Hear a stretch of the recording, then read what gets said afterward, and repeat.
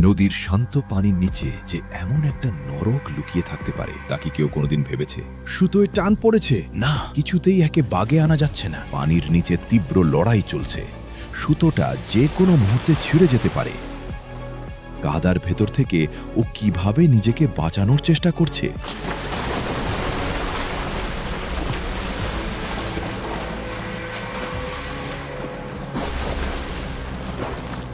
দুই হাত দিয়ে জড়িয়ে ধরেও একে শেষ করা যাচ্ছে না। প্রায় 250 পাউন্ডের ওপর ওজন এই দানবটার। এ যেন কোনো মাছ নয়, প্রকৃতির এক জীবন্ত ইতিহাস যা কোটি বছর ধরে এই পানির নিচে রাজত্ব করে আসছে। অ্যামাজনের বুক চিরে অবশেষে পানির ওপরে ভেসে উঠল নদীর আসল রাজা অ্যারাপাইমা। দেখুন এর গায়ের রক্ত লাল আঁশগুলো।